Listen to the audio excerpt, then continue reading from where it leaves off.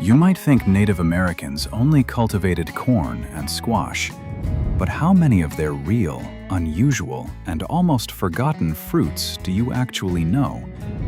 Fruits that sustained entire communities for thousands of years. I can guarantee that from these 10, you won't recognize at least half. Today, you'll discover remarkable native fruits that some researchers call the lost jewels of North America.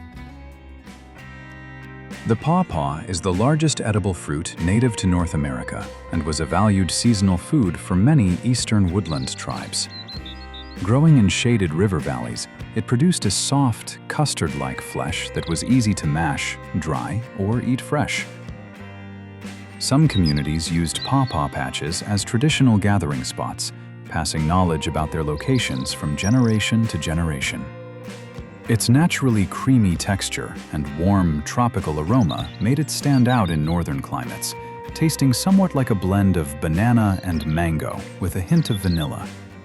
For many tribes, it was a quiet forest treasure, simple, nourishing, and dependable.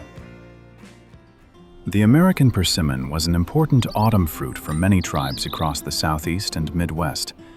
While firm and bitter when unripe, the fruit transformed after the first frost, becoming soft, sweet, and deeply flavorful. Indigenous communities used it in breads, porridges, and mildly fermented drinks, and often dried the pulp for winter meals. Gathering persimmons was also a seasonal marker. Their ripening signaled the final stage of harvest time. The flavor, when fully ripe, resembles a rich blend of apricot and date, with a smooth, pudding-like texture that makes it comforting and easy to enjoy.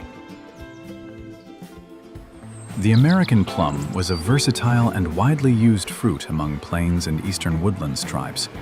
Its trees naturally formed protective thickets, often growing along riverbanks and well-traveled paths, making them reliable seasonal harvest sites. The fruit could be eaten fresh, but it was more commonly stewed, dried, or cooked into sauces that accompanied bison, venison, or turkey. Some communities prepared a thick plum mash that lasted through winter months. Its flavor balanced sweetness and acidity, resembling a mildly tart European plum, with a pleasant, wild sharpness that made it ideal for both sweet and savory dishes. Native crabapple species were valued long before domesticated apples appeared on the continent. Their high acidity made them excellent for drying, fermenting lightly, or mixing with other fruits to extend shelf life. Many tribes prepared a sour, aromatic mash that could be stored in tightly sealed containers for months. The fruit's juice produced natural dyes, while the bark and leaves were used in traditional remedies for digestive relief. Though small, crabapples were dependable autumn staples in many regions. Their taste is sharply tart and brisk, reminiscent of a very sour green apple with an earthy wildness to it. In the deserts of the Southwest, prickly pear fruit provided both nourishment and hydration.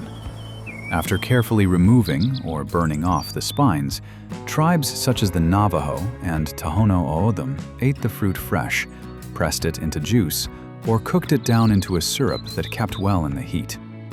Its vivid magenta pulp also served as a natural dye for baskets, textiles, and ceremonial objects.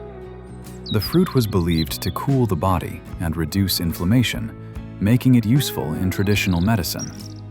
Its gentle sweetness recalls a mix between watermelon and mellow strawberries, with a refreshing lightness.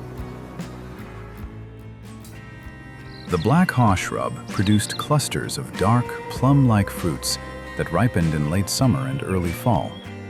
Indigenous communities gathered the fruit when fully soft, often removing the seeds and drying the pulp for later. The tree also played a role in traditional medicine. Its bark was valued for calming properties and used in women's health remedies. As a food, the fruit was eaten fresh when very ripe, or mixed into warm porridges and stews. Its flavor is mild and slightly sweet, resembling a small prune with a subtle earthy note. Despite its name, the ground plum is not a true plum, but produces round, plum-like fruits that sit close to the ground. Plains tribes gathered them in spring and early summer as one of the first fresh foods after winter scarcity. The fruit provided quick energy, especially during hunts or long travels. Its skin is firm, but the inside becomes sweet when fully mature. The flavor is gentle and refreshing, somewhat like a mild grape crossed with a soft early-season plum, making it a welcome early-year treat. Often called the hardy passion fruit, the Maypop is a striking, tropical-looking fruit native to the American Southeast. The Cherokee and other tribes valued it highly, eating the pulp fresh or boiling it down into a rich syrup. The name comes from the hollow pop sound the fruit makes when stepped on. Beneath its green and yellow skin lies a seed-filled pulp that is incredibly aromatic. Its flavor is surprisingly exotic for a temperate plant, tart, sweet, and tangy, closely resembling the tropical passion fruit, or a blend of apricot and guava. While wild grapes grew across the continent, the muscadine of the South was unique for its large size and incredibly thick, protective skin. Unlike fragile European grapes, muscadines are tough and heat-resistant.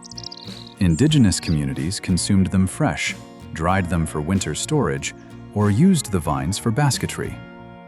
The fruit is distinct from modern table grapes. You must bite through a leathery skin to reach the burst of juice and pulp inside. The flavor is intensely sweet, with a heavy, musky floral aroma that is unmistakably wild and rich. The banana yucca provided a critical source of fleshy fruit that was roasted rather than eaten raw. Tribes such as the Navajo and Pueblo peoples gathered the large green seed pods, which resemble short, fat bananas. These were typically roasted over coals or baked in earth ovens to break down their fibrous texture. Once cooked, the pulp could be dried into cakes for long travels. The flavor of the prepared fruit is unique, rich, sweet, and savory, often compared to molasses, roasted sweet potato, or a fig. So, how many of these fruits did you already know about? And did you find this journey into Native American food traditions interesting? If you'd like to learn even more about Indigenous history, foods, and cultures, don't forget to subscribe to the channel and give this video a like. Your support really motivates me to keep creating more content.